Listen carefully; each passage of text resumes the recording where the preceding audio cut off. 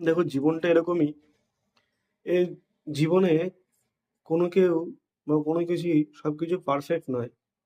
Suppose যে সারা জীবন নিজের কথা ভাবে বা নিজের জন্য ভাবে, তার উচিত অ্যাটলিস্ট অন্যের কথা ভাবা বা অন্যের প্রবলেমটা বোঝা। সাপোজ যদি সে তার জায়গায় থাকতো তাহলে সে কিরকমভাবে প্রবলেমটাকে দেখতো এটা বোঝা।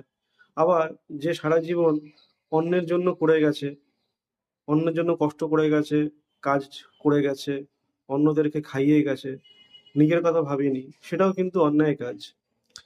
কারণ জীবনে অ্যাটলিস্ট তাকে নিজের জন্য কিছুটা হলেও সময় বার করা উচিত, ভাবা উচিত। নিজে কিভাবে বাঁচবে সেটা নিয়ে চিন্তা করা উচিত।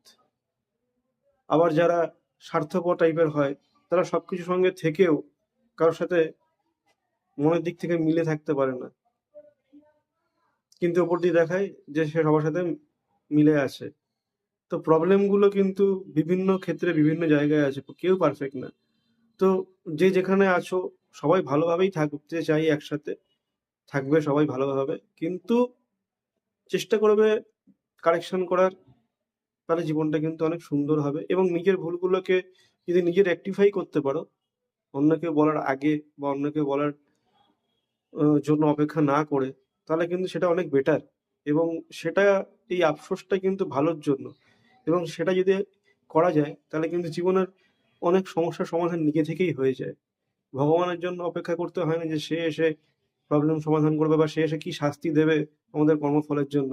নিজেরা যেটা সেটা আগে থেকে বুঝতে পারি, তাহলে কিন্তু সেই প্রভাব খারাপ প্রভাব থেকে কিন্তু আমরা নিজেরা বাঁচতে পারি। এছাড়া কিন্তু কোনো পথ নেই।